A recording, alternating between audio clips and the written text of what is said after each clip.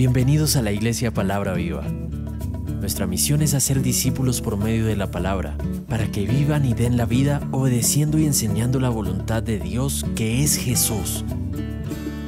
Siempre cuando nosotros llegamos a algo, a un lugar nuevo, o estamos en una reunión, o accedemos a un nuevo conocimiento, o tenemos una experiencia nueva, siempre vamos a tener estos tres niveles: lo que veo, lo que siento y lo que pienso. ¿Sí?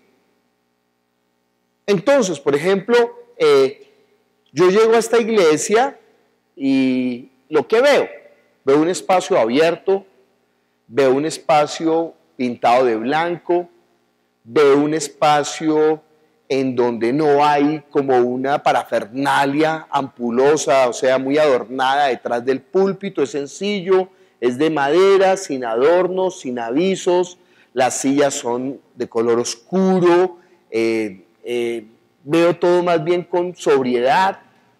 Eso es lo que veo. Veo que hay unas ventanas circulares que parecen las ventanas de...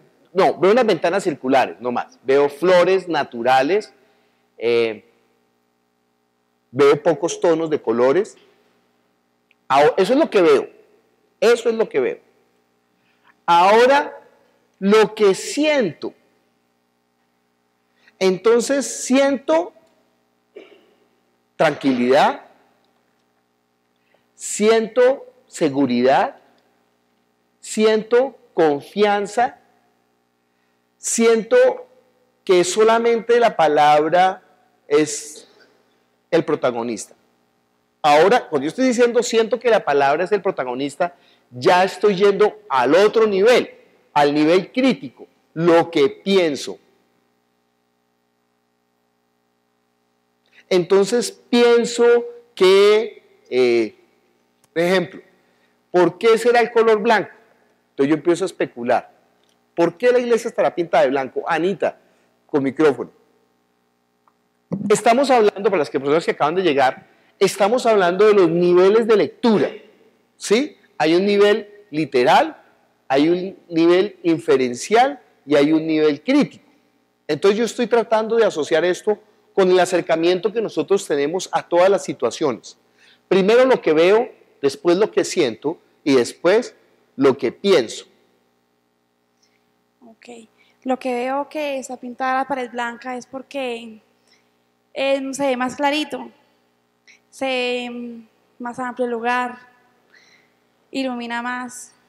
Ok, entonces fíjese que ese nivel es inferencial. Se ve más claro, se ve más amplio, ilumina más el lugar. Ahora, un nivel crítico. ¿Por qué habrá tomado la persona que supervisa la iglesia esa decisión de pintarlo de ese color? ¿Qué estará buscando? ¿Qué especulas tú que está buscando esa persona? Pues yo creería que para que se vea más agradable, más espacioso, y por la claridad, ¿no? O sea, la claridad es clara. Por la claridad, ¿sí? Eso piensa Anita. Escuchemos a la pastora Jacqueline qué dice. Estamos viendo, el lugar está pintado todo de blanco. Eso es lo que vemos. Lo que siento, en primer lugar, ¿qué sientes con un lugar pintado de blanco? ¿Qué sientes? ¿Tú qué sientes? No, la pastora Jacqueline, ahorita el que diga paz le doy el micrófono, no me preocupe. Para mí es un color neutro. Es un color neutro. Es un color que no manipula mis emociones. No manipula las emociones. Ojo. ¿Ese nivel es lo que siente o ese nivel crítico. Es lo que piensa? Crítico. Ese nivel ya es un nivel crítico. ¿Entiende esa diferencia? ¿Sí? Sigue. Y si... ¿Por qué crees que la persona que está ahí administrando la iglesia decidió pintarla de blanco? Me limita, o sea, me hace sentir que yo vengo a lo que vengo y ya me tengo que ir. O sea, no me da como ese sentir que debo de quedarme. ¿No? Eso hay es lo que colores siento. que me hacen sentir lo que que debo siento, quedarme. Lo que siento, ¿no? Nivel inferencial, lo que siento. Y lo que pienso, Él lo hizo buscando precisamente un lugar de conferencia, por decirlo de esa forma, neutro, para cumplir con el propósito que es enseñar la palabra, o sea, no un lugar de manipulación ni nada de esto, o sea, es lo que yo veo, pienso y siento. El nivel crítico, lo que pienso, ¿sí? Por ejemplo, uno llega a una reunión familiar, todo el mundo está hablando y cuando uno llega, se calla. Lo que yo veo es que todos estaban hablando y que cuando llegué, se callaron. Lo que siento. ¿Qué es lo que siente uno cuando sucede esa situación? Estaban hablando de mí, obviamente. Eso es lo que yo siento, eso es lo que yo infiero. Lo que veo es que estaban hablando, llegué y se callaron. Puedo ver otras actitudes. Por ejemplo, que alguien se pone rojo, se para y se va. Seguramente es el que estaba hablando de mí. ¿Sí? O puede ser que alguien se ría. Esa persona se está... Yo solamente soy uno que se ríe. Pero ahora lo que siento, siento que estaban hablando de mí. Ojo, puede ser que no sea verdad.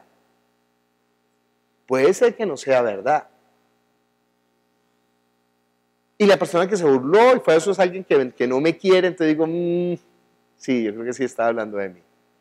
Y la persona que se puso roja es una persona con la que tuve hace poco una desaveniencia, por ejemplo. Entonces ahora lo que pienso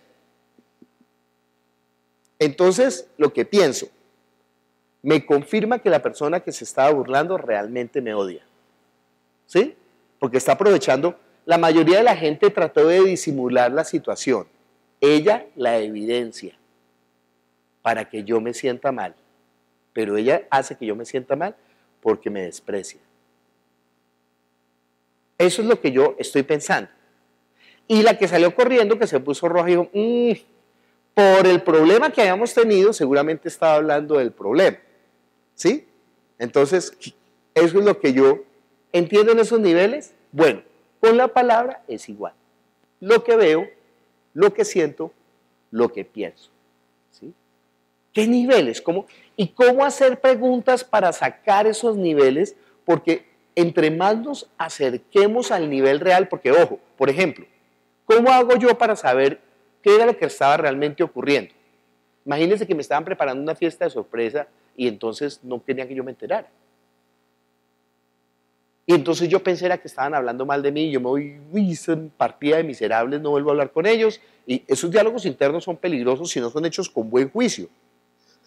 Por eso uno tiene que desarrollar un buen juicio.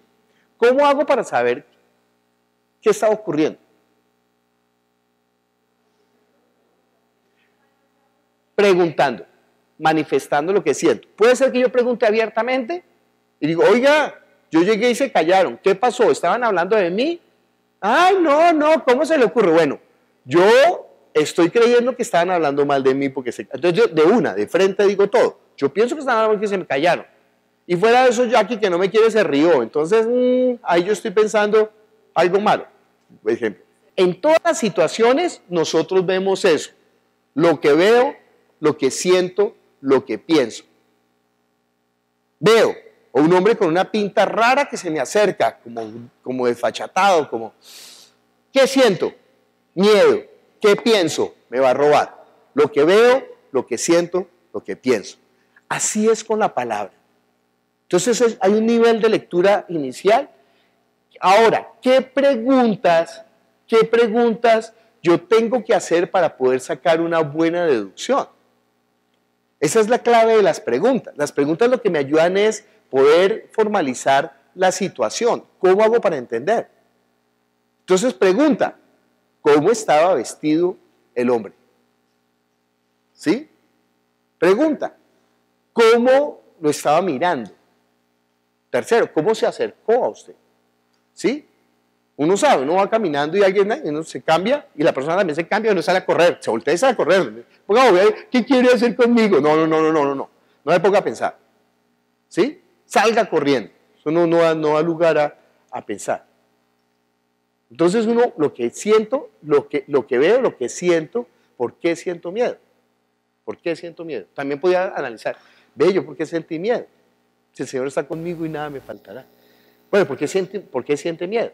¿Sí? Entonces uno empieza a pensar, no, yo sentí miedo no por mí, sino por la persona que me estaba acompañando, que es más débil y yo no sabía, pues si tengo que protegerla, ¿cómo la protejo? Y fuera de eso no estoy acostumbrado a este sector y estaba cerrado en una encerrona en la que no podía salir, por eso me dio miedo. ¿Sí? Entonces lo que pienso, oiga, yo tengo en alta estima a esta persona porque me puse en alerta. Normalmente, si no me importa, yo voy tranquilo, pero como me importa, yo estoy protegiéndolo. ¿Sí? Todos esos son los niveles de, y cómo hacer las preguntas para sacar eso. Y cómo hacer esta deducción con justo juicio. Esa es la parte más difícil. ¿Qué piensan ustedes que desarrollará el justo juicio en el estudio cuando yo estoy haciendo un grupo de estudio? ¿Qué piensan ustedes que desarrolla eso? Francis, a ver qué otra palabra podemos poner, como la cordura, la sensatez,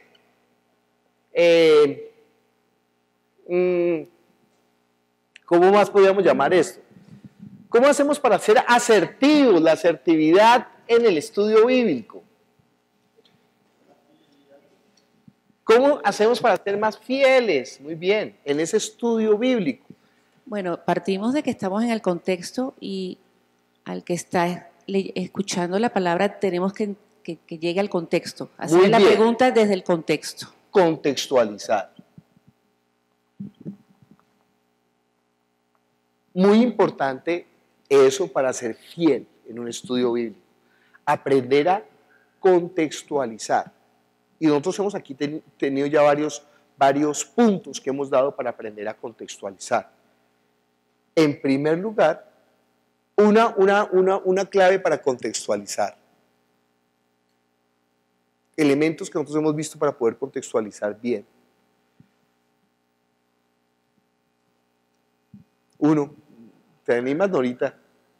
Aquí estamos para equivocarnos, eso es una parte importante.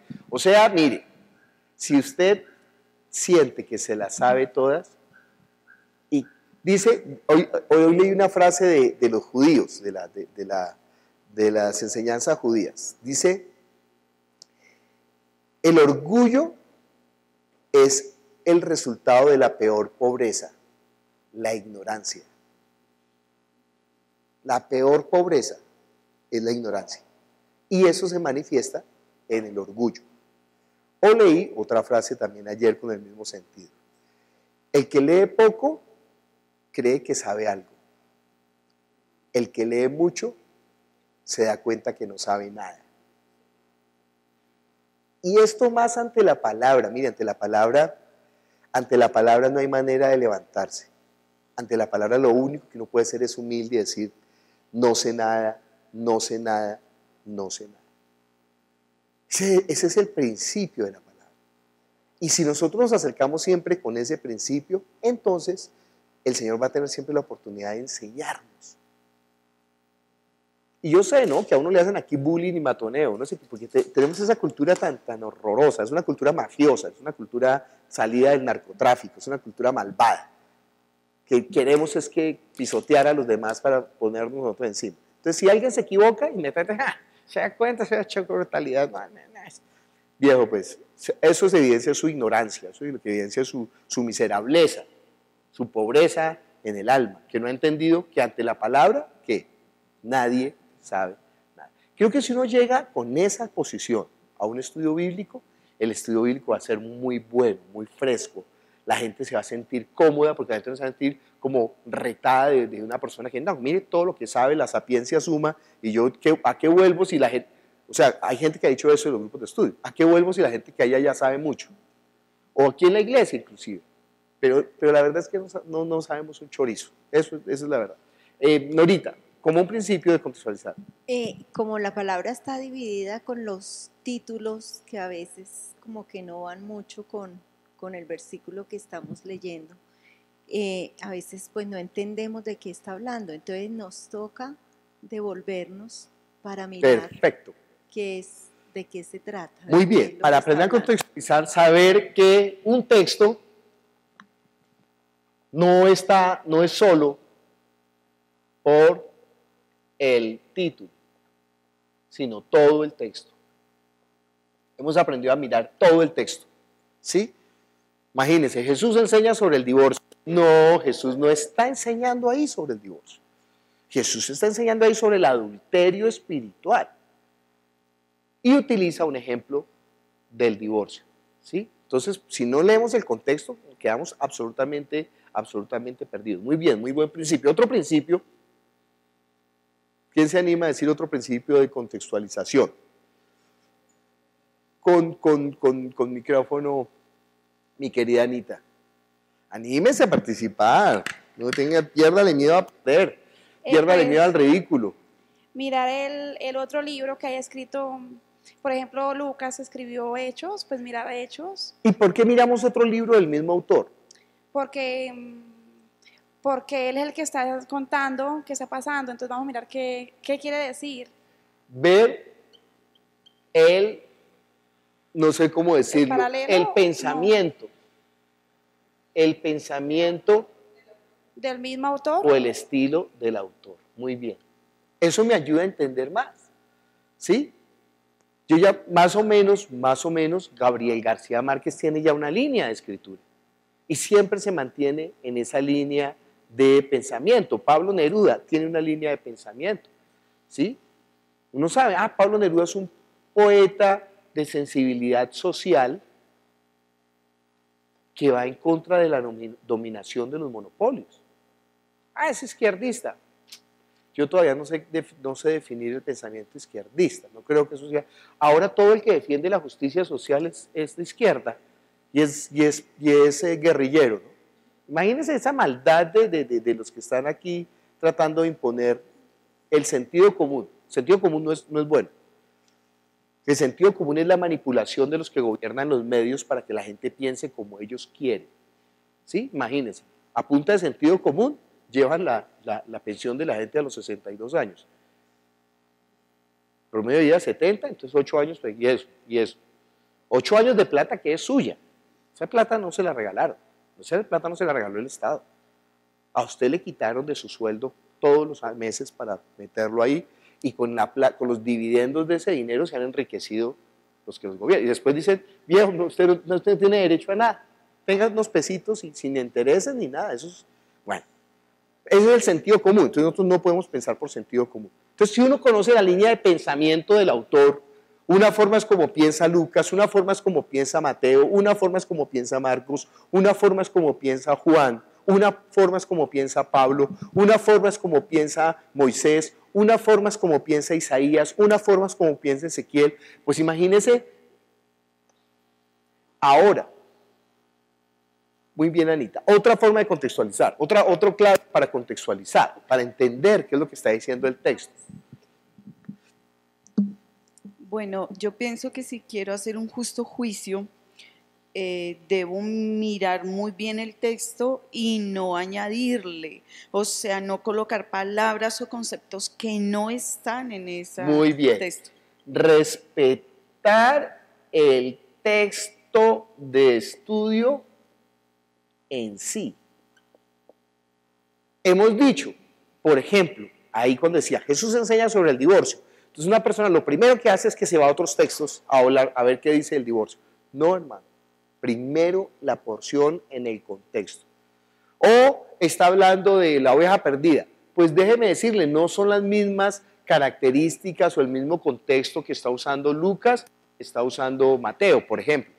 Estoy poniendo solamente un ejemplo, no sé si sea el mismo contexto. O cuando llaman a Jesús Belcebú, no es el mismo contexto de Lucas, el mismo contexto de Mateo, no es el mismo contexto. Entonces tengo que mirar en qué situación. Ahora, a uno muchas veces le puede llamar Belcebú, pero no siempre es en el mismo contexto, ¿no? Uno podría decir, Alex sabe más que el diablo. ¿Bueno o malo lo que le estoy diciendo? Sabe más que el diablo, ¿no? Yo estoy ahí reconociendo su nivel de conocimiento, ¿sí? Pero si yo digo, ¿y qué hizo Alex? No, aquí empezó a sembrar cizaña y a murmurar, y este que es el diablo. Malo. ¿Bueno o malo? Lo mismo en la Biblia, hay serpiente buena, serpiente mala, león bueno, león malo. Astuto bueno, astuto malo. El contexto. Ir al texto, muy bien, muy buen principio. Siguiente principio, otro principio de contextualizar. Tere. Mirar el tiempo y el espacio en el que están ocurriendo los hechos. Súper importante, eso es lo que más olvidan hoy en día los predicadores. Que este suceso está ocurriendo en el año del Señor, o está ocurriendo en el año 30, o está ocurriendo en el año 60, o está ocurriendo en el año 400 antes del Señor, o está ocurriendo en el 1600. De modo que no es el mismo pensamiento de una esposa en la época de Moisés, o en la época de Adán. Nosotros podemos ir hasta el inicio. No es lo mismo el pensamiento de una esposa de la época de Adán, de Eva, no es el mismo pensamiento de Séfora, o no es el mismo pensamiento de Sara 400 años antes. ¿Ha cambiado el pensamiento de las esposas en 100 años? Es más, en 50, en 20, en 10 años, en 5, y entre más se acelera la tecnología, ¿en qué era estamos? ¿En la era qué? ¿En el medioevo? ¿En el renacimiento? ¿En la ilustración? ¿En la era industrial? ¿Cómo se llama esa era 4G? La era digital. Yo no sé por qué eso todavía no se está hablando tanto, pero estamos en la era digital. Y la era digital, o sea, un acto que cambió todo el mundo fue el desarrollo del ordenador, de la computadora. Y eso cambió todo el mundo. Todo el mundo, todo está cambiado, todo está influenciado ahora por la tecnología digital. Estamos en la era digital, ya se acabó la modernidad, hace rato se acabó la modernidad, y la posmodernidad se acabó hace rato. Estamos en la era digital. Entonces no es lo mismo una esposa de la época de Abraham, no es lo mismo una esposa de la época de Malaquías, no es lo mismo una esposa de la época de Jesús, no es lo mismo una esposa de la época de Pablo, y no es lo mismo una esposa de la época digital. Entonces, si yo descontextualizo, o sea, hablo de esto como de esto, me perdí. Como dice Tere, tengo que tener en cuenta el tiempo y el espacio. Además, no es lo mismo una esposa romana a una esposa griega, a una esposa hebrea. No es lo mismo. Y a una santanderiana. No es lo mismo. No, imagínense, hablando entre nosotros, yo no puedo predicar de la misma manera, hablando a las mujeres, en Bucaramanga, en la costa, en Bogotá o en Ipiales. No puedo hablar de la misma manera. Y no puedo hablar de la misma manera en Estados Unidos. Y no puedo hablar de la misma manera en Europa. Y no puedo de la misma manera en Asia. Entonces tengo que aprender a contextualizar según el tiempo, pero ojo, en cuanto al Evangelio, el mensaje no cambia. Esa es la clave. Por eso es que nosotros no estamos predicando acerca de la moral y de la ética. Me preguntó una persona, pastor, ¿es correcto que una persona venda chance? ¿Que una persona venda chance? ¿La Biblia prohíbe el chance? Chance es unos numeritos ¿sí? ¿La Biblia prohíbe las rifas? No las prohíbe, no existían. Entonces yo no puedo hablar de las rifas, ¿sí? En la época de Jesús. ¿La Biblia prohíbe los tatuajes? No los prohíbe. Es más, dice que a los que estaban marcados en la frente con el nombre del Cordero y de su Padre, entonces esa marca, ¿qué? No me marque, es la marca del Cordero. No me marque porque hoy me dijeron que no se puede marcar. ¿Dónde dice el Antiguo Testamento los tatuajes? No existían los tatuajes dentro del pueblo de Israel, no existían, por tanto no los puede prohibir. No los pueden prohibir. Lo que pasa es que habían pueblos de Canaán que cuando alguien se moría, se tasajeaba, se cortaban la piel en señal de duelo. Y entonces dice, no te hagas marcas en el cuerpo por causa de los muertos.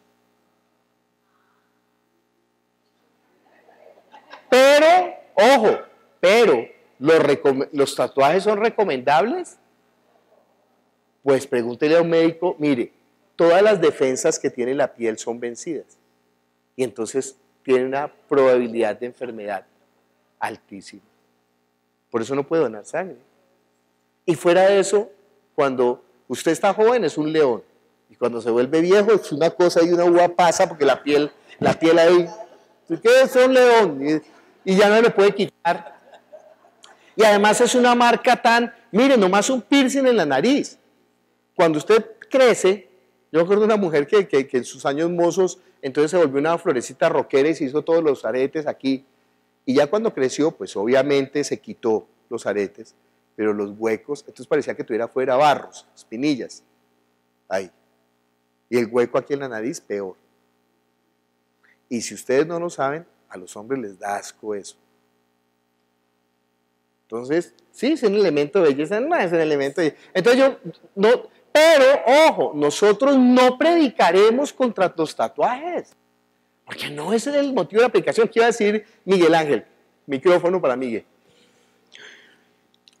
Pastor, entonces, para que no quede en el aire el tema, no estamos afirmando que vender chance, o mejor, jugar el chance, es bueno. ¿Al que se lo gana? Rico. Para el que se lo gana es bueno. Ahora, lo que pasa es que, si usted me pregunta a mí, yo le digo, eso es una tontería. Es una tontería porque tiene más probabilidades morir por un rayo, que le caiga un rayo, que ganarse el baloto. ¿Sí? Entonces me parece, quiere botar su dinero, viejo, pues bótelo. ¿Sí? Pero entonces una persona dice, ay no, pero es que, bueno, pues es que también usted bota el dinero, por ejemplo, tomando gaseosas, pero fuera de eso, el chance al menos no le hace daño, viejo. Pero la gaseosa es asquerosa, le hace muchísimo daño. Es un veneno. ¿Sí? Por ejemplo, la gente dice, ay, fumar es malo. Y tomar Coca-Cola también, viejo. Es peor. No, tomar tinto sí es bueno. No venga aquí a hablar. Nos va a destruir la economía nacional. Se ha comprobado que gracias al café la gente es más productiva. Es más productiva. ¿Sí? Claro, todas las cosas en exceso son malos. Pero ustedes entienden que en esa franja de la moral y de la ética, pues yo les recomiendo mejor no meterse. Cuando me pregunta, pastor, ¿será que, mire, claro, pastor, voy a jugar el baloto y cuando me lo gane voy a diezmar? Es tan bobo que usted no diezma con las dos blancas de la vida, mucho menos con el baloto. Sea miserable, diga mentiras. ¿Sí? Pero si me pregunta, por ejemplo, ¿jugar el chance es malo? Yo digo, pues no es malo, es bobo, es tonto, viejo. Porque las probabilidades son mínimas. Las probabilidades son mínimas. Más bien esa plata que está gastando en eso, ahórrela y verá que dentro de 10 años tiene los 10 millones que se iba a ganar. ¿Sí? Más bien trabaje, más bien póngase las... Oiga, deje de maquetear más bien, deje de estar... Oiga, viejo, deje de estar maqueteando. Es que si usted trabaja, el que trabaja no come paja, viejo. Deje de estar buscando que cómo ganarse la vida. Eso quiere decir que usted no ha madurado, quiere decir que usted está esperanzado. Imagínese, está esperanzado en un albur de una probabilidad de 1, creo que es en 100.000 millones, no me acuerdo la probabilidad, por favor alguien que busque ahí, probabilidad de ganarse el baloto. Usted está basando su esperanza de vida en una probabilidad de 1 en 1.000 millones para desarrollar su vida. No, es que yo cuando me gane el baloto, ahí sí voy a montar una empresa, ahí sí voy a montar una industria, ahí sí me voy a casar, viejo, pues ¿sabe qué? Usted lo que no es madurado. Usted no ha madurado. Usted lo que pasa es que no ha entendido en qué consiste la vida. No, en serio, yo he tenido gente que me ha dicho, pastor, ore por mí para que me gane el baloto, que cuando me gane el baloto voy a diezmar para la iglesia. Y otra persona vino y me dijo, pastor, yo soy heredero de Panamá. ¿Usted sabe ese método de estafa? Yo le enseño métodos de estafa. Cogen a la gente y le dicen, ¿usted qué apellido es? Nemogá. Viejo, usted es heredero de Panamá. Yo soy abogado y yo soy abogado internacional, y su familiar, un familiar suyo, era el dueño de la tierra de Panamá. Entonces, mire, yo le puedo llevar ese proceso ante Estados Unidos porque mire, además mire los papeles, como una gente se ganó Connecticut, como una gente se ganó Mississippi, como una gente, entonces también tiene derecho a Panamá. Vamos al proceso, miren, son más o menos 145 mil millones de dólares. Yo le voy a cobrar el 10%, pero eso sí me adelanta una platica para poder hacer los papeles. Deme por favor 5 millones y usted se va a ganar 145 mil millones de dólares. Le abre la ambición, le quita los 5 millones y entonces el bobo a los 2 años, oiga, ¿qué pasó con mi proceso? Está muy bien, hermano. Mire los papeles, necesitamos 5 más. O a las niñas bonitas, solteras, le dicen, oye, yo soy un hombre apuesto de Inglaterra que me quiero casar contigo, pero es que tengo un problema con la tarjeta de crédito. Mándame los tiquetes y me caso contigo. Mándame la plata. Y la foto del anillo de compromiso, un diamante. Y las niñas ilusionadas, eso sí le echan todos los poemas del mundo. ¿Saben qué hacen las niñas? Oye, no viniste. Mi amor, es que tuve un inconveniente, mi mamá se enfermó y tengo que pagar el seguro médico. Ayúdame, yo voy a llevar unos dólares. Es que tengo unos euros que no he podido cambiar, porque entonces mándame. Y el anillo tuve que empeñarlo, mándame para sacar el anillo, pues no te preocupes, que estoy esperando una herencia. Y entonces la persona, ¡ay! Se va a casar conmigo y me va a llevar a vivir Y entonces, y así hay estafadores con la palabra, igualitos. O sea, prometen lo que no es.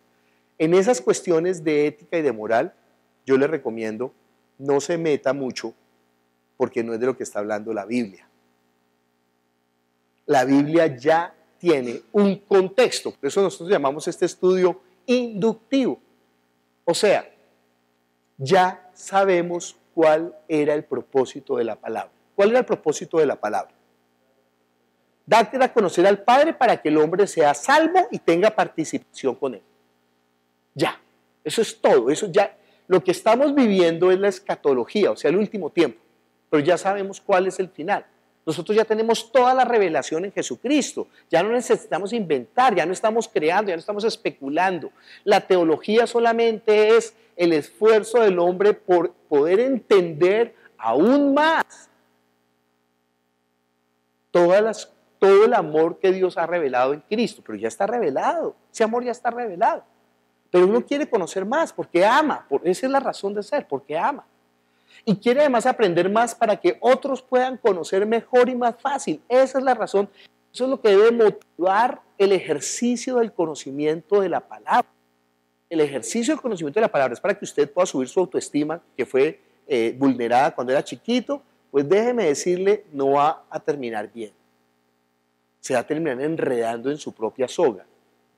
Entonces su motivación no es buena. Por eso es que decimos tan difícil que es ser pastor. Porque ¿cuál es la motivación? ¿Qué es lo que realmente lo está moviendo? No, es que yo quiero demostrarle a la gente que no, viejos, quiere demostrarle a la gente. Pero ese es el deseo, el deseo de enriquecerse. Pero además otra cosa. Viendo ya de manera personal, sensata, pues una persona que está basando su vida en la posibilidad de uno en 8 millones,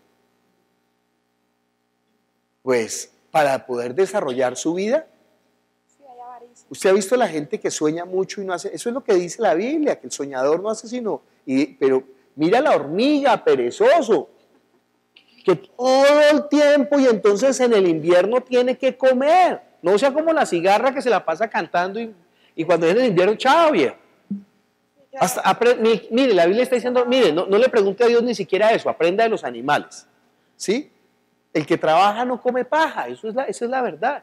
No he visto su señor ni su descendencia que mendigue pan, pero es que el justo está trabajando. ¿Sí? Usted me perdona, yo no le creo cuando alguien dice no tengo que comer. Yo no creo eso. Yo no puedo creer eso. Porque el día en que yo me vi sin qué comer, me puse a hacer empanadas y me fue, mejor dicho, casi me vuelvo millonario. No estoy mintiendo. Haciendo empanadas, cuando me echaron de la iglesia. Me echaron de la iglesia y me negaron, el director me negó la carta de recomendación, y yo era pastor cristiano, y si lo echaron de la iglesia y no le dan carta de recomendación, pues este mínimo asesinó a la mamá. Y entonces, ¿en qué ministerio me iban a dar trabajo? Y yo ya había entregado mi vida al Señor. Le dije, bueno, Señor, ¿qué pasó? Yo te entregué mi vida, el problema no es mío, el problema es tuyo. Y el Señor me dijo, usted una vez desde el púlpito dijo que si le tocaba hacer, pues esto es literal, yo sentí en mi corazón que el Señor me dijo, usted una vez desde el púlpito dijo que si le tocaba hacer empanadas por causa del reino, las hacía, lo quiero ver.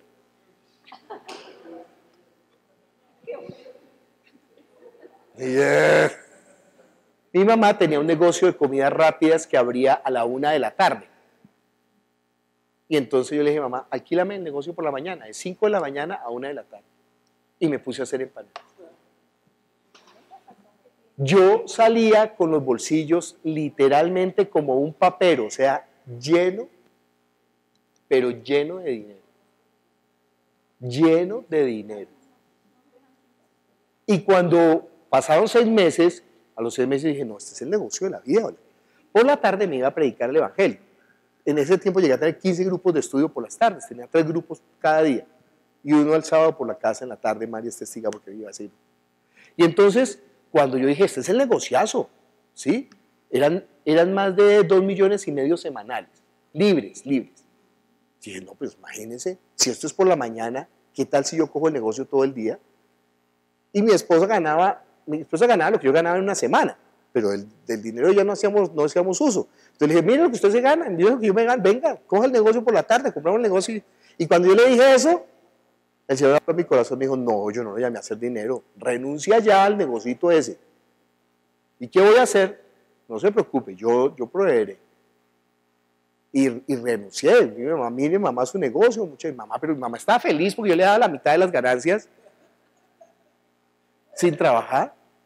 Casi me llora para que me quede, no, yo se lo regalo, ¿sí? Entonces uno sabe, entonces por eso no creo cuando alguien dice yo tengo hambre. Yo siempre que bajo de los puentes de Transmilenio, hay un señor vendiendo empanadas a las 5 de la tarde, en diferentes puntos. Y yo siempre le pregunto, venga hermano, yo no le voy a poner competencia, cuénteme cuántas arepas vende. Me dice, vendo 100 arepas. ¿A cómo son las arepas? A 2.500. Multiplique. ¿Diario? ¿Diario? ¿Trabajando desde 5 de la tarde hasta las 8 de la noche? Bueno, pero no hay que ahora los policías los persiguen. Entonces, muy importante entender esto de los principios de contextualización. Eso no fue escrito en nuestro pensamiento, en nuestra cultura, ni en nuestra condición actual. Ahora, después de hacer una lectura de observación y empezar a sentir, entonces ahora yo tengo que hacer un trabajo, eso se llama hermenéutica. Y se llama hermenéutica porque es en honor a Hermes, que es un personaje de la mitología griega que cogió el fuego de los dioses, se lo robó y se lo trajo a los hombres. Pero está hablando pues de la iluminación, del conocimiento, ¿sí? Cuando el conocimiento, entonces nosotros tenemos que coger esto que está hablando la Biblia, el principio de lo que está hablando, si yo lo he sustraído bien, entonces ahora puedo traerlo a nuestro momento y contextualizarlo. Ese es el trabajo donde yo tengo que desarrollar una ética, una pulcritud en hacer eso. Pastora Jackie.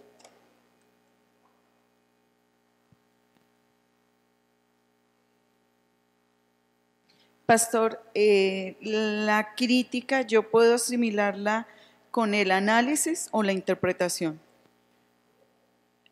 Análisis sería un poco lo que siento, interpretación lo que pienso.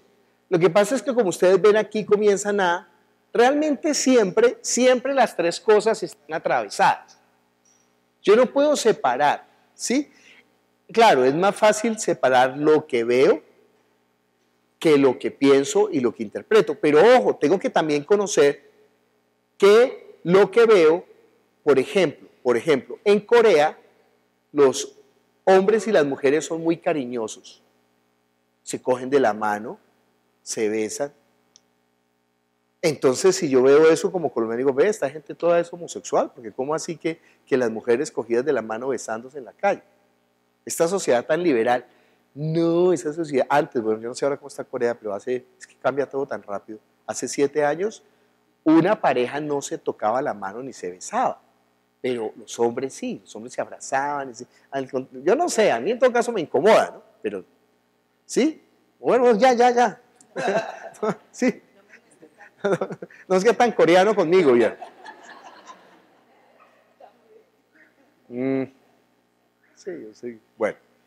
Entonces también lo que yo veo, no siempre tengo que aprender inclusive a mirar cómo estoy mirando. Sí, las costumbres de la época de Jesús pues son diferentes a las costumbres nuestras. Entonces, por ejemplo, siempre pintan a María en el burrito y a José al lado caminando. Pues si fuéramos reales, en la cultura de esa época, María le toca ir detrás del burro caminando y José va en el burro sentado, ¿sí? Entonces, ¿cuál es la costumbre? ¿Sí? ¿Por qué están haciendo esa manera? Entonces, inclusive lo que yo veo siempre es, entonces tengo que atravesar todo, no, tengo que aprender ese es el ejercicio que nosotros hemos estado haciendo todo este tiempo y que no terminaremos de hacer, porque siempre a la lectura hay que acercarse con estos niveles de contextualización, aprender a ver, aprender a observar, aprender a pensar, ¿sí? Uno tiene que aprender a pensar. Por ejemplo, lo que estábamos hablando, si yo llego a un lugar y la gente se calla, pues viejo, deje un poquito el ego, no siempre están hablando de usted. No siempre, sí, usted no es el ombligo del mundo, entonces, o viene alguien con mala cara y ahí viene Alex, ¿qué va a hacer? Y yo, hola Alex. Dice, ay, me hizo mala cara, entonces yo estoy malo del estómago y voy corriendo al baño. Y ese pastor me despreció y me trató mal, y ay, no, viejo, pues, ¿sí? O si una persona es miope, por ejemplo, como yo crecí miope, entonces no veo a la gente, no la veo. Entonces me acostumbré a no saludar. Usted no sabe el trabajo que me toca hacer para saludar, porque en mi mente, ¿cómo saluda uno a la gente que no ve y que no conoce? Que había como un montón de jeje aquí, ¿quiénes son? Y no los conoce. Entonces el miope desarrolla por eso una personalidad introvertida. Entonces si yo no juzgo correctamente, entonces hago un prejuicio. Igual es con la palabra, tengo que aprender a juzgar correctamente. Para aprender a juzgar correctamente hemos de aprender a analizar, a ver, a mirar, a observar, a escudriñar, a conocer, a comparar, a inferir, a sintetizar, todo ese trabajo mental es lo que nosotros tenemos que aprender a desarrollar. Y no se preocupe, no es tan complicado. ¿Sabe por qué? Porque normalmente en nuestro ejercicio diario de la vida lo estamos haciendo. ¿Sí? Uno ve a la gente y, ¿por qué está vestida de esta manera? Uno está pensando, ¿por qué está pensando así? Uno empieza a pensar, ¿por qué los zapatos de esta manera? ¿Por qué se sienta de esa manera? ¿Por qué mira de esa manera? ¿Por qué actúa de esa manera? Y uno inmediatamente saca sus conclusiones, esa es la mente del hombre. ¿Cómo aprender a hacerlo bien? Pues con la palabra, porque hay una responsabilidad con la palabra. Porque decía, que hay cierto temor, ese temor es sano, pero ese temor no nos puede paralizar, al contrario, nos tiene que impulsar. Muy bien, vamos a leer Lucas capítulo 17, versículo 5 y 6. Dijeron los apóstoles al Señor, aumentanos la fe. Entonces el Señor dijo, si tuvieras fe como un grano de mostaza, podrías decir a este sicomoro, desarráigate y plántate en el mar, y os obedecería. Tenemos que seguir leyendo, porque Reina Valera suscribe estos 2 versículos ahí nomás. Pero vamos a orar y ahora seguiremos leyendo. Padre Celestial, estamos reunidos en tu nombre porque anhelamos, deseamos, queremos conocerte más, Señor. Ese es nuestro deseo, porque conociéndote nosotros podemos profundizar en el amor tuyo, pero lo interesante es que ese amor nunca lo llegaremos a conocer en su totalidad, estaremos en el cielo, conociendo ese amor por la eternidad. Padre, pero nosotros cada vez que podemos probar un poquitico más de tu amor, pues nos gozamos, nos deleitamos y además sentimos la necesidad de que otros conozcan de ti.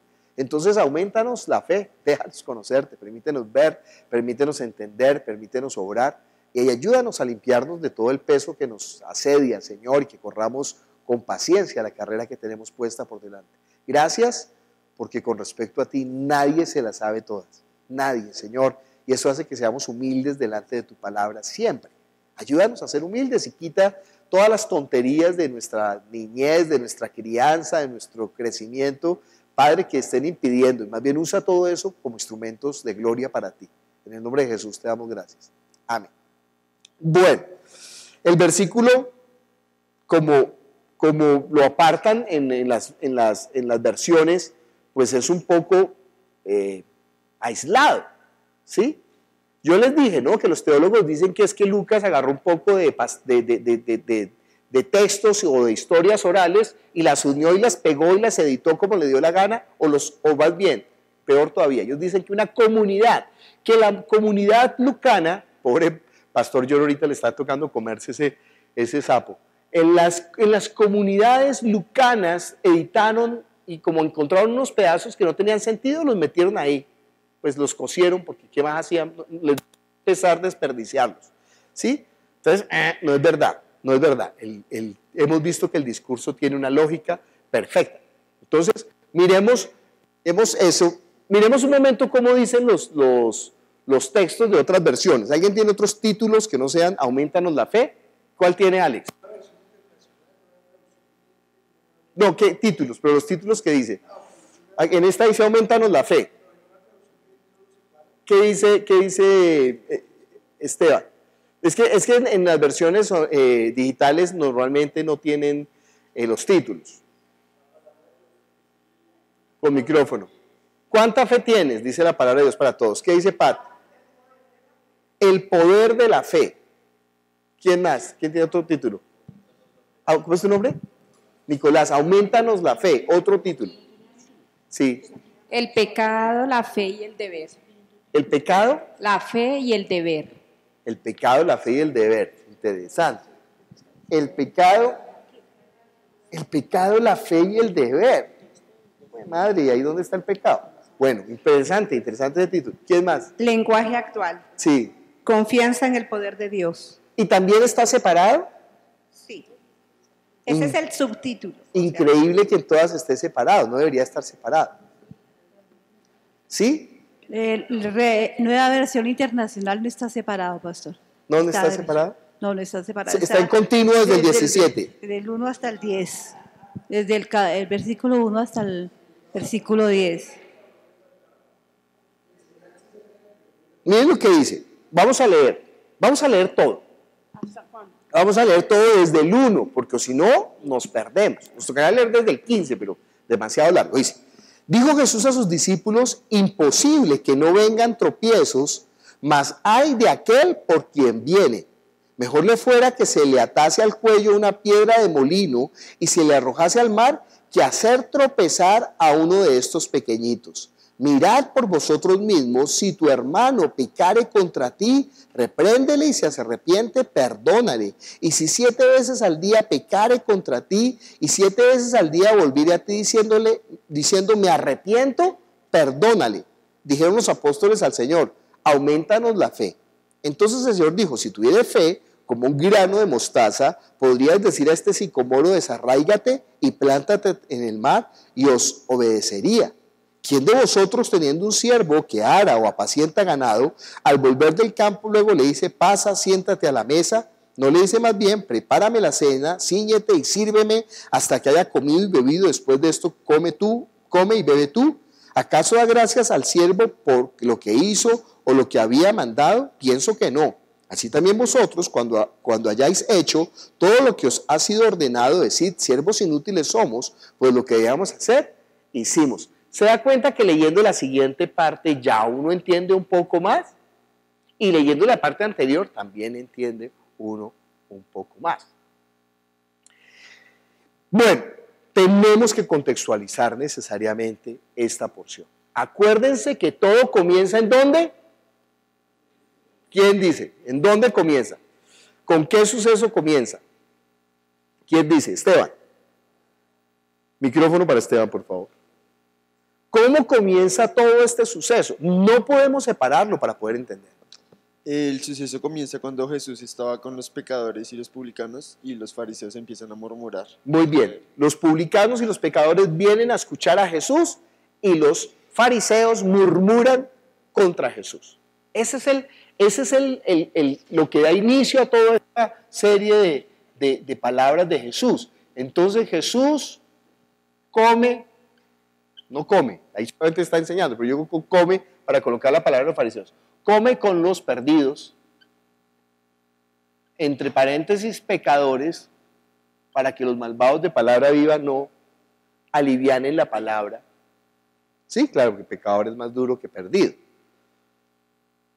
Pero los de palabra dicen, ay, es que no importa el pecado, no importa la conducta, ay, los quiero ver. Jesús come con los perdidos, con los pecadores, y los fariseos, o sea, los piadosos, lo critican. Gracias a esto, gracias a esta situación, se empiezan a dar las enseñanzas. Entonces Jesús enseña por medio de parábolas que el gozo del Padre es el encuentro de los perdidos. Después de eso, los fariseos se burlan. Ahí no capta muy bien el sentido de la burla, porque tiene que ver con la avaricia. Se burla por la avaricia. Y entonces Jesús comienza a hablar de el mayordomo. Bueno, primero hablas de mayordomo sagaz y después es lo de la avaricia, ¿sí? Primero es lo del mayordomo sagaz y después es lo de la avaricia. Y entonces después de la avaricia, Jesús les habla de el rico y Lázaro.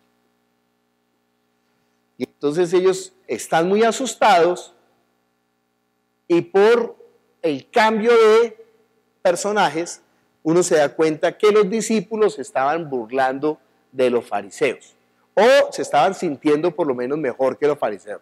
Uy, de la que nos salvamos de los fariseos. Digo, sí, venga y le cuento a ustedes también. Porque a los discípulos es a quienes les dice, ¿sí? ¿Qué les dice?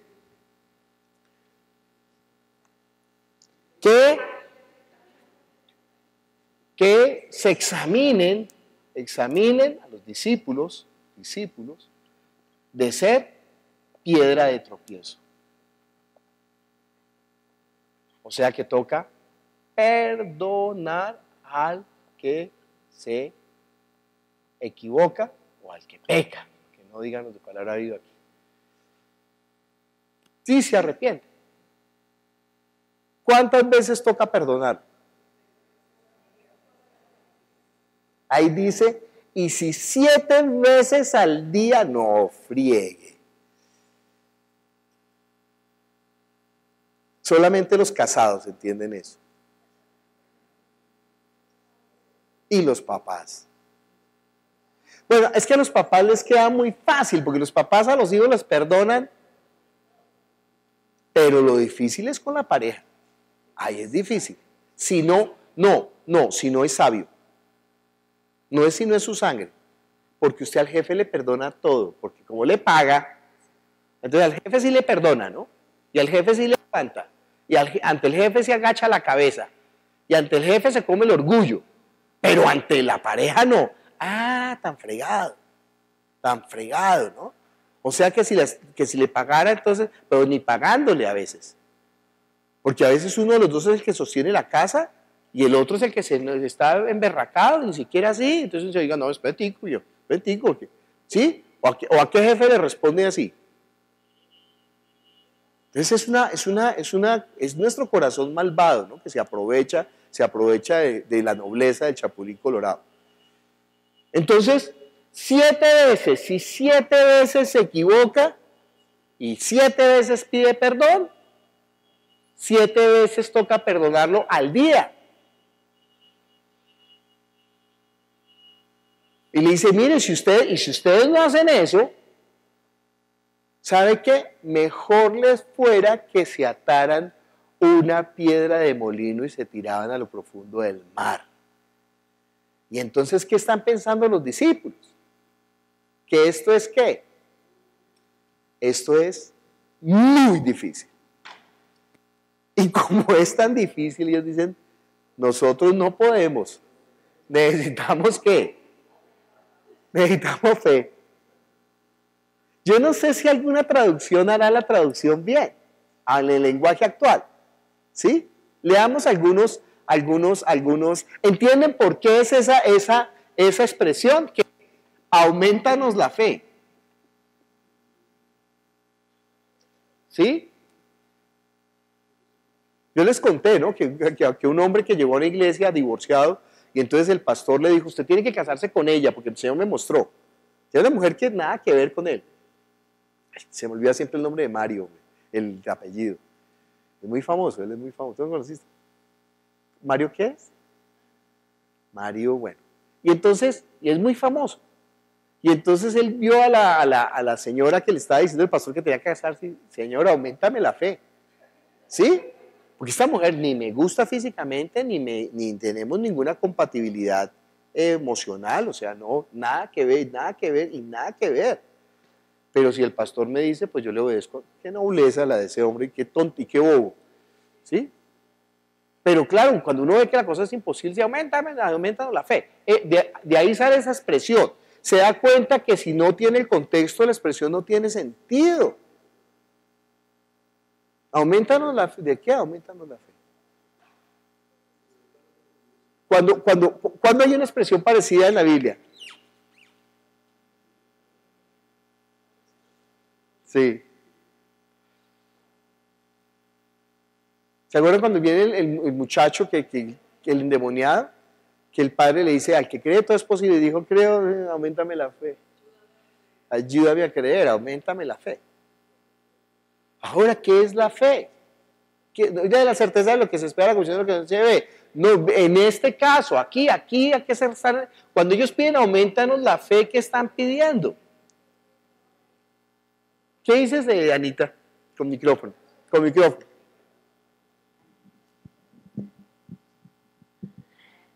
Obedecer al Señor, lo que dice, ¿no? Así se experimenta si tenemos fe o no, ¿cierto? Aquí fe es ¿qué? Obediencia por la palabra. Y eso es fe. Por la fe, Abraham, cuando Dios le dijo, deja tu tierra y tu parentela y vete a la tierra que vas a hacer, por la fe, Abraham dejó todo y obedeció, dice la Biblia. ¿Usted no sabe lo que es en esa época? En esa época, hoy en día todo el mundo quiere salir corriendo, ¿no? El Señor me dio un llamado a Sydney, Australia. ¿Sí? El Señor me está llamando a Dubái. Una vez me propusieron irnos para Dubái a montar una iglesia de una persona. Pero mira, allá hay dinero que no se imagina cómo. Y la población hispana que ya hay cantidad y no tienen dónde congregarse. Vamos a montar una iglesia y eso es achor. Le va a hacer usted, viejo. Usted el que quiere ganar dinero, vas. Claro, no se fue. Estaba buscando, era un bobo. Entonces, sí. Ayúdanos a obedecerte. Miremos otras traducciones. Como dice el primer versículo, el versículo 5. Que no diga aumentanos la fe. Si dice aumentanos la fe, no nos lea esa versión. Una versión que diga algo diferente. Vicky atrás y después, siempre digo Oscar, pero no es Oscar. Armando. Dice traducción lenguaje actual. Los apóstoles le dijeron al Señor, haz que confiemos más en el poder de Dios. Haz que confiemos más en el poder de Dios. Podría ser, no está tan mal. Pero entendiendo ya todo esto, si no, eso no tenía sentido. Otra expresión, Armando. Danos más fe. Danos más fe. Haz que nuestra fe aumente. Haz que nuestra fe aumente. Otra. Muéstranos cómo aumentar nuestra fe. Muéstranos cómo aumentar la fe. Nueva traducción viviente dice enseñanzas acerca del perdón y la fe. Yo colocaría, no, pero el versículo, ¿cómo dice el versículo 5, Rosito?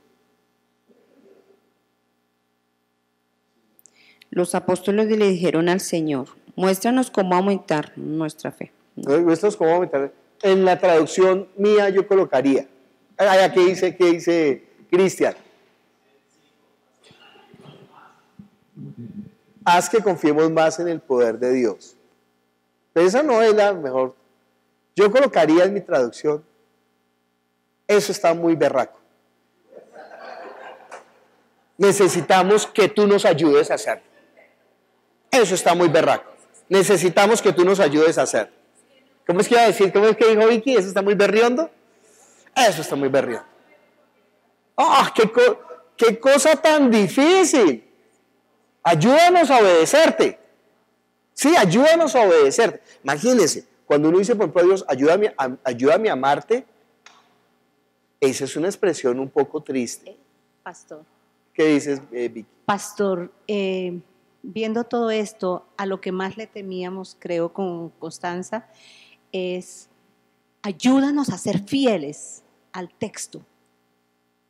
Eso es una buena petición.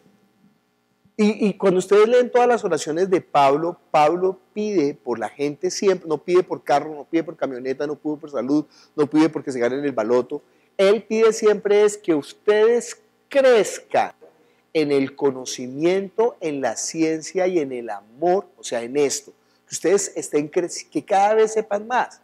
¿Cómo va a ser eso? Mire, cuando uno ve que la pareja levanta la ceja, ya sabe lo que le está pasando. Porque ha estado con él todo el tiempo, ha estado interactuando. Cuando una persona está trabajando con una persona, ya sabe qué es lo que quiere, ya uno entiende. Por eso, otra forma de aumentar esa fidelidad, estamos hablando con Francis, es leer y leer y leer y leer y leer y leer y leer y leer y leer hasta que la muerte nos separe. La Biblia hay que conocerla. Yo ya me leí la Biblia, una vez una persona, yo me he leído la Biblia varias veces. Pero bueno, cuénteme, ¿cuántas? Varias, ¿cuántas? Más de 2. Más de 2 quiere decir que no se la ha leído ni una. Siendo honestos, no se la ha leído ni una. Más de 2, ni una. Y entonces, ¿cuánto que se ha leído mucho? No, uno tiene que leer. Mire, yo cada vez que leo Juan, yo no sé cuántas veces me he leído Juan, yo sé que más de 200 veces me lo he leído. A mí no me gusta decir frases porque a veces las cogen de cliché. Un pastor allá que dice, yo ya me leí con más de Juan, más de 200. Mentiras, el sinvergüenza ni decía leído la Biblia y cogió esa frase de cliché. Entonces, cada vez que leo Juan, me sorprendo. Y eso que no he profundizado en Juan. O sea, eso que no he estudiado las palabras en griego, eso que hacemos aquí realmente es un estudio muy bueno. O sea, en Lucas, ¿sí? No sé si estaban aquí los que cuando estuvimos en Belcebú, ¡wow! Fue espectacular. Eso no lo sabe nadie. En ningún libro van a encontrar eso. En ningún libro lo van a encontrar porque no lo saben. ¿Sí? Ya se olvidaron que era Belcebú, güey. No lo voy a decir. Entonces, bueno, entender, conocer, leer, contextualizar, saber la palabra, entender de qué está hablando Dios. Aumentanos la fe es, lo que ellos están pidiendo es, Señor, ayúdanos a obedecerte. Lo que decía yo, como cuando dice, Señor, ayúdame a amarte.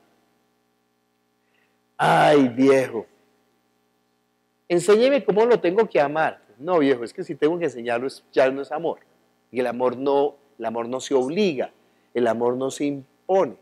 Al corazón no se amarra, no se le... ¿okay? El corazón no se amarra, el corazón no se le asegura.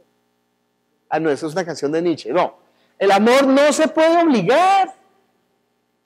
O usted ama o no ama. Algo que usted ame. Algo que usted ame. Cuénteme una cosa Elenita, una cosa que tú ames, que no sea el Señor. No, el micrófono de atrás, el de atrás. Y mientras tanto, Adriana. No,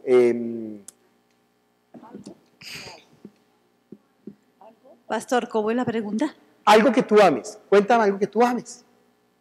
Me encantan las flores, me encanta estar en el jardín. ¿Te encantan las flores en el jardín? En el patio para... ¿Alguien te obliga a eso? No, nadie. ¿Tienes muchas flores? Más o menos. Más o menos. ¿Y cuando vas a una casa, te gusta ir a ver el jardín? Lo primero que yo creo que veo es eso. Nadie le obliga a eso. No, a mí me encantan las flores, me fascinan las flores. ¿Qué color eran las flores que teníamos la semana pasada? No, yo no las vi. Entonces viejo, no mienta, a usted no les gusta. ¿Y cuántas flores tengo en su casa? No, yo no tengo flores en mi casa, pero me encantan. ¿Y cuántas veces ha comprado flores? Nunca, pero me encanta. Eso es como los hinchas de Millonarios, ¿no? Que son de Millonarios, pues no van al estadio, no saben quién es el director técnico, no conocen la nómina, no saben ya cuántas estrellas tiene el equipo, pero es hincha. No, no es hincha, viejo, usted es un bobo que no sabes qué hacer.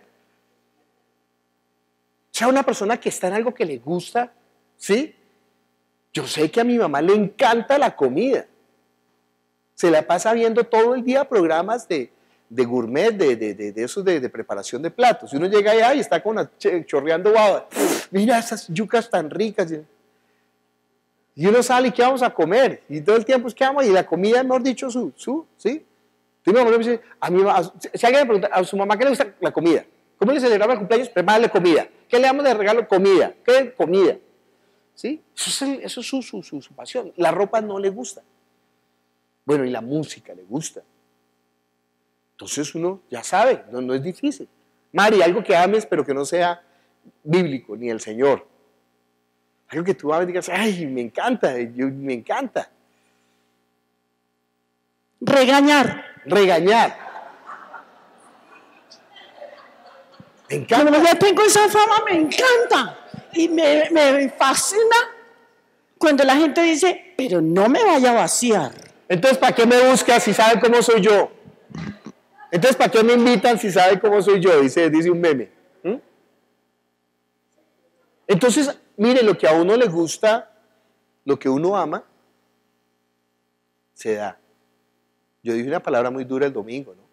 Yo dije, mire, nosotros nos quejamos de nuestra pareja y decimos, le echamos la culpa, pero es una mentira, porque nosotros tenemos el mejor esposo que es Jesucristo y no lo amamos.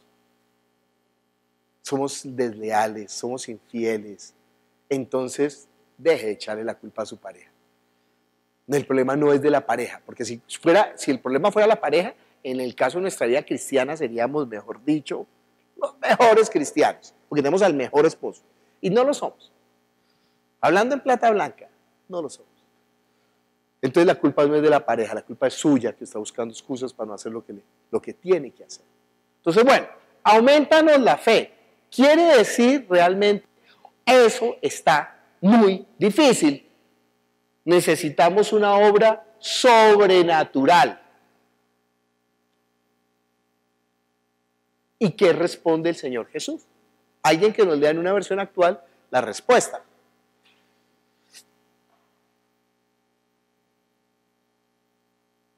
María, a ver, interviene. Quería decir es que no eres de mal genio. En este aumentar... Que no regañas, perdón. Ay, no me molesta.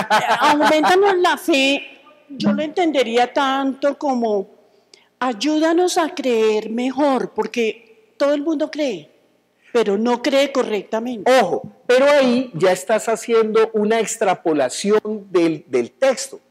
No, aquí está hablando de algo específico. Dios les dice, mire, usted le toca perdonar 7 veces al día.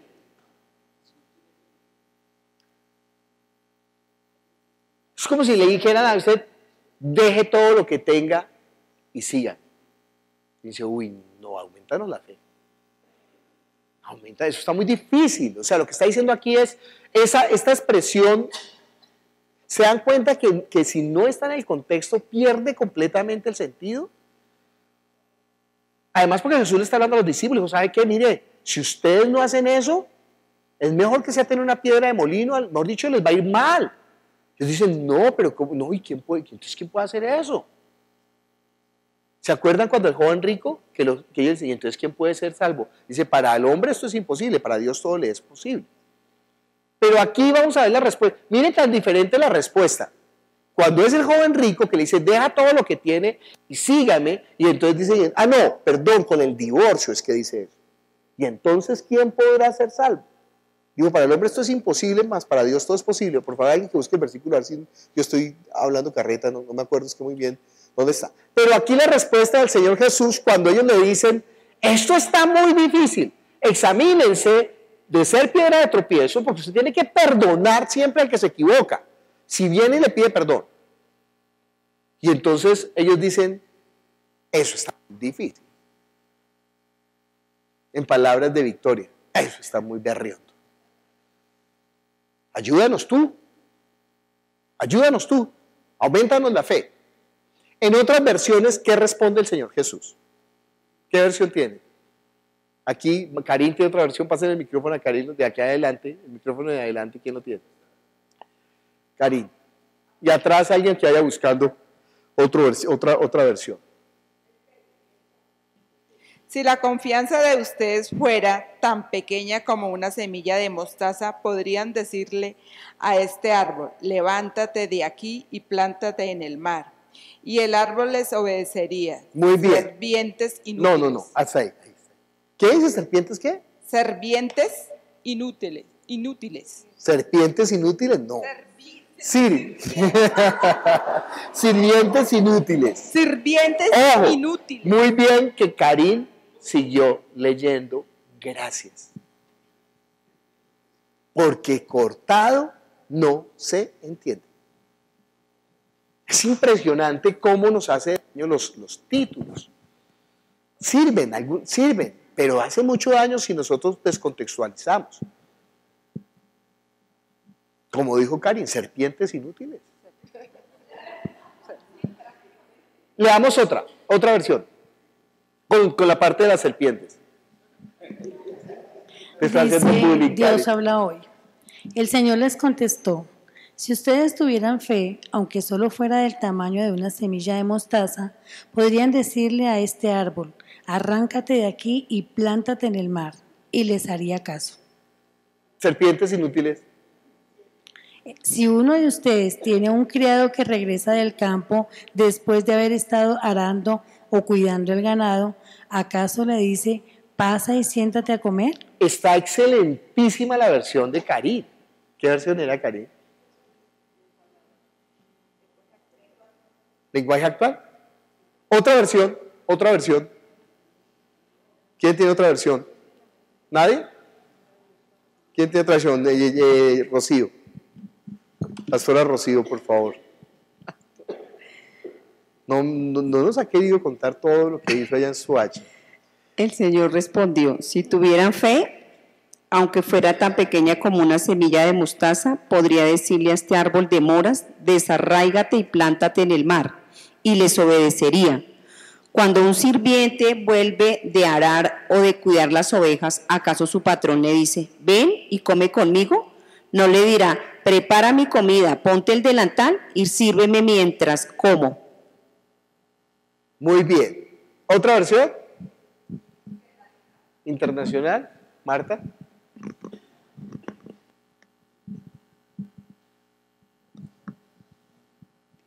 Si ustedes tuvieran una fe tan pequeña como un grano de mostaza, les respondió el Señor, podrían decirle a este árbol, desarráigate y plántate en el mar, y les obedecería. Muy bien. Entonces, ¿cuál es la respuesta de Jesús? No me puede decir con esas palabras, tiene que decirme con otras palabras. ¿Cuál es la respuesta de Jesús? ¿Cuál es la respuesta que Jesús está dando? Patricia, en tus palabras, en tu versión Patricia Internacional. ¿Cómo sería esa versión? Micrófono para Patricia. Y micrófono para Paola. ¿Cómo diría tu versión? La respuesta de Jesús. Los discípulos le están diciendo, yo digo mi versión, la primera parte de mi versión, esto está muy difícil, ayúdanos. Él les dice que, o sea, como que ni siquiera hacen lo que se tiene que hacer, porque cuando uno cumple con lo que se tiene que hacer, eso es lo mínimo. Bueno, es que Patricia está yendo un poquillo más allá, muy bien, no está descontextualizando, es lo que dice el texto después. Sí. Pero tratemos de decir solamente el versículo de la respuesta de Jesús puntual. Pau, ¿qué dirías tú? Bueno, ahí los discípulos le están diciendo, Señor, ayúdanos pues para tener esa fe. Entonces Jesús les está diciendo, les está dando como el ejemplo con el árbol, que si tan solo le dices, pues el árbol va a obedecer. Entonces como que mirando la obediencia, o sea, dilo, hazlo, o sea, y estamos hablando de Si tener tuvieras fe fe como un grano de mostaza. ¿Qué dice Esteban? Sí, muy bien. Muy bien, Pau. De pronto yo diría como, así sea un poco, crean al menos un poquito, porque van a ver que va a funcionar. Al menos un poco, obedezcan al menos un poco, ¿entienden? Ellos dicen, aumentanos la fe. ¿Y qué le responde Jesús? ¿Qué dice Ana? Pues yo diría que, bueno, sí, la fe es obediencia. Simplemente obedezca, díganlo perdono.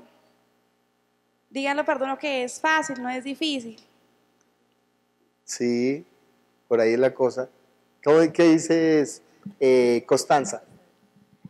Yo lo veo en el sentido de que si es una orden tan pequeña, o sea, si es algo tan pequeño como yo decirle a un árbol, pásese aquí para allá, pues ¿qué haríamos si yo doy una orden con más seguridad? Ajá, pero fíjense, Jesús les dice, voy a decirlo, Jesús les dice, si una persona la embarra contra usted, ojo, cuidado de no perdonarlo, cuidado con ser piedra de tropiezo.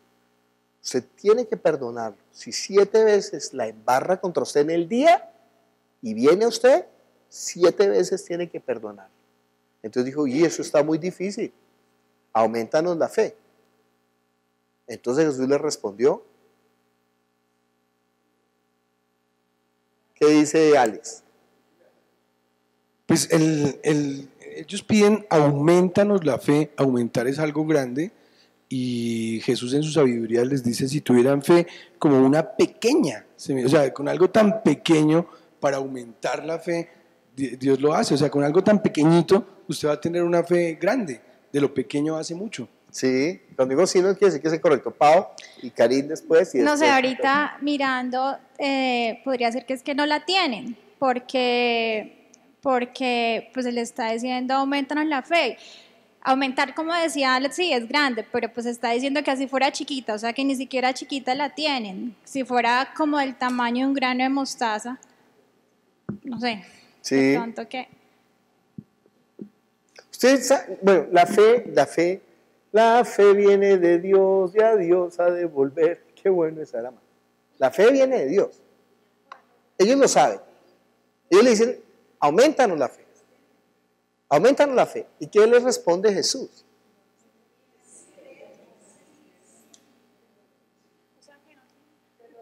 ¿Quién hacía de hablar? Hablar y hablar, Karin. Cuando ellos dicen, aumentame la fe.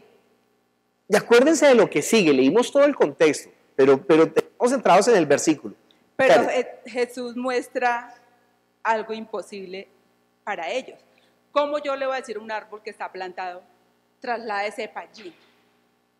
O sea que si nosotros creemos lo de Jesús, podemos hacer algo imposible con Jesús. ¿Qué dice Victoria, que también levantó la mano? Pues a mí me gusta mucho lo que dice, ¿cómo? No te gusta lo que diga Karin. Pues es que me gusta, porque en el contexto lo que ya vengo aprendiendo es que me pongo en el lugar de los discípulos. Ya lo hemos oído y hemos oído y hemos visto. ¡Wow! Ya es hora de examinarme si tengo un poquito de fe, aunque sea como una semilla, para obedecer.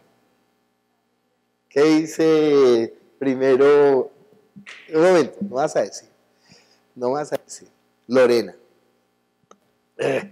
No sé por qué Lorena. Y es que hay una persona que se llama Adriana que se parece a Lorena. Entonces, no sucede con otra persona.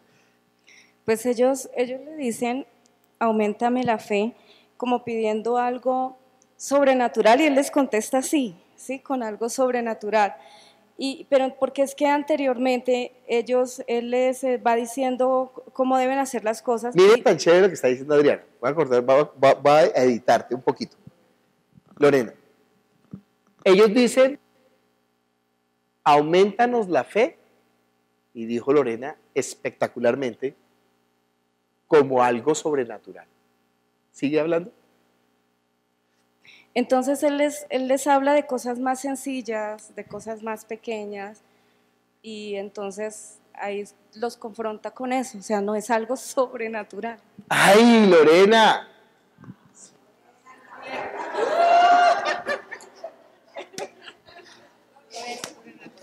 ¡Ah! Claro, claro que sí. Ellos le dicen como si esto fuera pues la gran cosa, que como si se necesitara pues un milagro del cielo. Aumenta, ¿sabe qué le dice Jesús? ¿Sabe qué, viejo? Esto no es cuestión de fe. Esto no es más, si de fe se tratara, si ustedes, mire, si de fe se tratara, si ustedes tuvieran fe como un grano de mostaza, dirían al sicomoro, desarráigate y planta. Pero esta cuestión del perdón no es una cuestión de fe, es la obediencia del siervo inútil. ¿Y saben qué es lo que más le dificulta a la gente? Dejar de ser piedra de tropiezo. O sea que mejor sería que se amarraran una roca al cuello. ¡Buah! Usted sabe la dificultad que tenemos en la iglesia de cómo los hermanos tropiezan a los mismos hermanos. Que viene una persona a querer servir en la alabanza inmediatamente, pero es que parecen mofetas, parecen zorrillos, de una vez le botan su flatulencia espiritual ahí en la cara. Viene alguien a servir de ujier y los viejos, mejor dicho, le hacen la vida imposible. Una persona se equivoca e inmediatamente le caen con todo. O sea, es una cosa, piedra de tropiezo como quién sabe qué. Y la gente de afuera está diciendo, no, es que no parecen cristianos, en la iglesia no parecen cristianos. Entonces, le está diciendo ahí, mire, aumentanos la fe. ¿Sí? Enséñame a amarte. No, viejo, eso no se trata de enseñar. Eso no se puede enseñar. Esto no es una cuestión de una obra sobrenatural. Qué bueno, Lorena. Esta es la obra del siervo inútil. Por dicho, es lo mínimo. Y yo no sé, mire, esta cuestión, Padre nuestro, si usted no perdona. Y eso es un principio cristiano fundamental, o sea, pero aquí, claro, ya saben que el punto no es el, claro, ¿a quién están perdonando los discípulos? ¿A quién tienen que perdonar? A los fariseos. ¿A quiénes tienen que perdonar los fariseos? A los pecadores. ¿A quién tienen que perdonar los pecadores? No, ¿quién perdona a los pecadores? Dios, Jesús. Es un principio del Evangelio. Y si no entendemos eso, lo fregamos. Que el Evangelio es el perdón de los pecados. Vengan, vengan todos los que están cargados y trabajados, vengan. Y eso es la obra del siervo inútil, eso es lo mínimo que tenemos que hacer. Señor, yo enseñé el perdón de los pecados. Sí, eso tocaba hacer, viejo. Vaya y siga trabajando, porque ¿qué espera? ¿Que lo recompense por eso? ¿Por lo mínimo? Y por eso usted está diciendo, aumentanos la fe, como si fuera pues la gran cosa. No, pues sépalo. Aunque a usted le parezca difícil, por su mal corazón, perdonar no es difícil. Eso es lo mínimo, eso es kinder, eso es ABC, eso es A, E, I, O, U. ¿Y por qué se dificulta perdonar tanto? ¿Por qué creen que se dificultará perdonar tanto? ¿Por qué será que nosotros, mire, yo no estoy hablando ni siquiera de las ofensas personales, yo hablo de las ofensas eclesiales? Dicen, no, es que yo no soporto a esa persona. Sí, de verdad, ¿por qué, viejo? ¿Por qué? ¿Por qué no podemos? ¿Por qué es tan duro? ¿Por qué es tan... ¿Qué es lo que está terciando ahí? ¿Por qué será tan difícil? Preguntemos. ¿Por qué seremos tan duros con los hermanos? ¿Por qué seremos piedra de tropiezo? ¿Por qué? Anita, con micrófono. Pues yo pienso, pastor, que porque tenemos un poquito de conocimiento y estamos envanecidos, entonces nos creemos superior a las demás personas. Una cosa es envanecimiento. Y eso es lo que le está pasando a los fariseos, por ejemplo. Que se creen moralmente superiores a los pecadores. ¿Por qué es tan difícil? Puede ser por unas ínfulas de superioridad moral. Mire, yo conozco gente aquí en la iglesia que son corruptos, pervertidos, como quién sabe qué. Pero a la persona que se equivocó colocando el micrófono y a tiempo, pero eso lo juzgan, es que eso, ¿por qué admite usted que? Y decía, pues este man está adulterando y fornicando y robando y fumando marihuana y no le importa. Y se atreve a juzgar al otro porque no conectó bien un plug. O porque cuando estaba hablando se equivocó y en lugar de decir, habemos, dijo, haigamos o...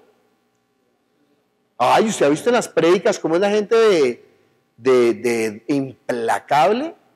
¿O en el que ora nomás? ¿O en el que cualquier cosa? Entonces, eso sí, sacan la espada pues con filo de tramontina, de acero, y le cortan la cabeza. Pero venga viejo, pero venga, y los juzgamos con el mismo rasero. Una cosa es la vanagloria. Otro punto por el cual es tan difícil, Peri. Fíjense que estamos hablando aquí lo que pienso. Lo que vimos, a través de lo que vimos diferenciamos lo que sentimos y ahora estamos hablando lo que pensamos. ¿Qué dice? Yo creo que también la dificultad en no perdonar en ocasiones radica en que no hemos entendido que Dios a nosotros nos perdonó. Entonces, cuando yo me veo en esa posición, pues que yo era una miserable, que yo era una malvada, que estaba apartada de Él, pero que me miró y tuvo misericordia y me extendió ese perdón, pues cuando yo me pongo en la posición de tener que perdonar a otro, digo, ¿quién soy yo para no? Si el Señor me Dios perdonó. me perdonó a mí, ¿cómo yo no lo perdono a Él? Pero sobre todo, mire, es que nosotros inclusive volteamos siempre la cosa hacia nosotros. Pero hemos de pensar en el reino. Es que si yo perdono a alguien, pues madre, lo estoy ganando para Cristo. Y si lo gano para Cristo, estoy siendo un buen siervo fiel. Y si soy un siervo fiel, voy a recibir las coronas de mi Padre, ¿sí? Pero no lo hago ni siquiera por las coronas, lo hago porque yo entiendo que ese es el gozo del gozo. Sí, hay gente que está buscando la herencia, entonces agarran a la mamá y a la mamá le compran y les hacen celebración porque están esperando la herencia. Pero hay gente que lo hace es por puro amor, ¿sí? Por puro amor. Yo tengo una hermana en El Salvador que cosa como ama a mi mamá. Entonces, y tengo otro hermano que es muy interesadillo y entonces él le hace las cosas a mi mamá por interés. Pero mi hermana es por puro amor, ¿sí? Y es increíble, mi mamá acepta más el amor del interesado que la que lo ama de verdad. Pero hay gente que es por interés. Pues bueno, al menos por interés. Al menos por ser el siervo inútil.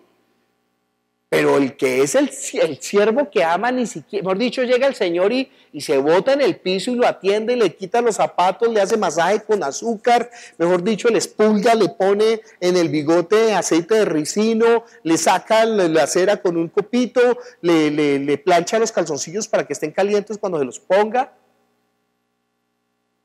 ¿Por qué? Por amor. ¿Y saben qué dicen los malvados? No haga eso. No haga eso, que su marido se aprendieran que es el amor. ¿Qué dice Rocío? Sí, es muy importante.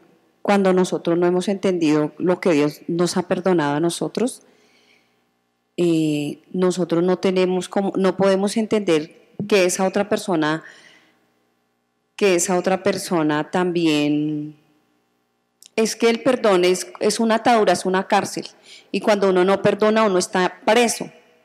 La palabra dice atado, amarrado. Eso significa la palabra desatar, por eso desatar, porque es un nudo que uno tiene. Entonces uno no puede experimentar la libertad, porque esa es está atado, porque no puede experimentar esa libertad. Cuando uno no experimenta esa libertad, no puede amar a una persona que lo ha sacado de una prisión y se da cuenta que está libre. Y entonces con esa libertad puede entender el amor y hacerlo por amor. Esa es la obra del siervo inútil. Ellos están pensando, no, pero esto es dificilísimo, mejor dicho, esto, uy, qué cosa. Y fíjense que nosotros estamos pensando también lo mismo, ¿no? Ellos dicen, no, esa es la obra del siervo inútil. Nosotros podríamos utilizar un versículo para como amarrar un poco esto más, y no sé cuál es la palabra amarrar, de pronto no es, pero el versículo dice que nos debemos amar los unos a los otros como a nosotros mismos. Me parece a mí que va de la mano con el perdón. ¿Cuál es el propósito del Espíritu Santo con esta enseñanza? El pez, pero no con Z, sino con S. ¿Cuál sería el propósito del Espíritu Santo con esta enseñanza? Escríbalo ahí en sus notas y vamos a escuchar. ¿Cuál es el propósito del Espíritu Santo? ¿Se da cuenta? Bueno, no le voy a poner, mejor dicho, sí, le voy a poner, de una vez le voy a ayudar. ¿Se da cuenta que esto no está hablando de la fe? No está hablando de la fe. Y tampoco está hablando del perdón. ¿De qué está hablando? Ahí. Por favor, ¿ya que contestaron? Muy bien, quiero escuchar. ¿Quién se anima a decirme cuál es el propósito del Espíritu Santo que usted escribió? ¿Quién se anima? Ahí, Armando.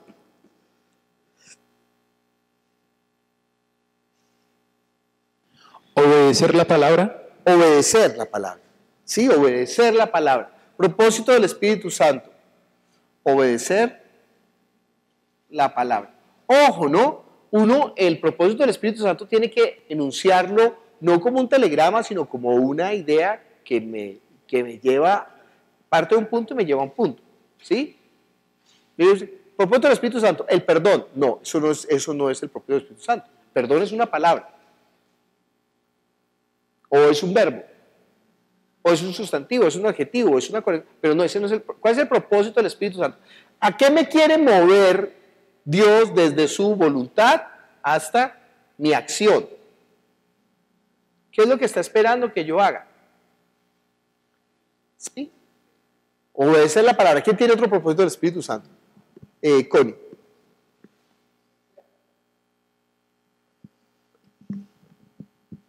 No ser piedra de tropiezo obedeciéndolo a Él. No ser piedra de tropiezo obedeciéndolo a Él. Muy bien. Otra. Nosotros debemos ser imitadores de Cristo. Debemos ser imitadores de Cristo. Una clave es que nosotros hemos de procurar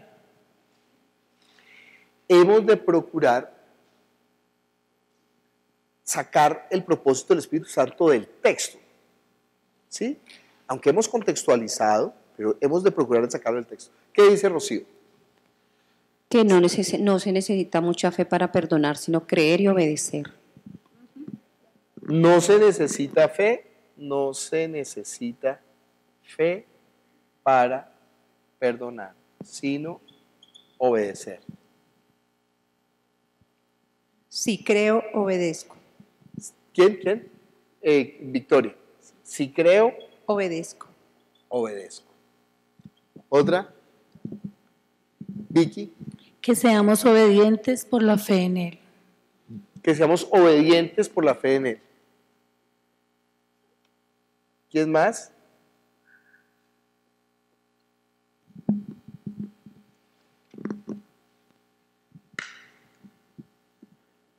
que me examine primero a mí mismo antes de juzgar el pecado de otro y perdonarlo por amor, como Jesús me perdonó y no por fe.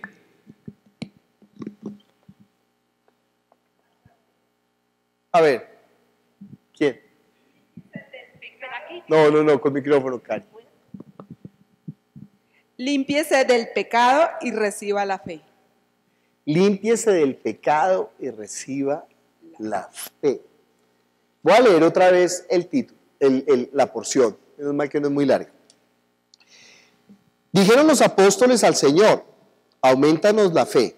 Entonces el Señor dijo, si tuvieras fe como un grano de mostaza, podrías decir a este sicomoro, desarráigate y plántate en el mar, y os obedecería. Voy a leer en mi versión. Ellos les dijo, ayúdanos a hacer esto, danos fe. El Señor les dijo, no es cuestión de fe.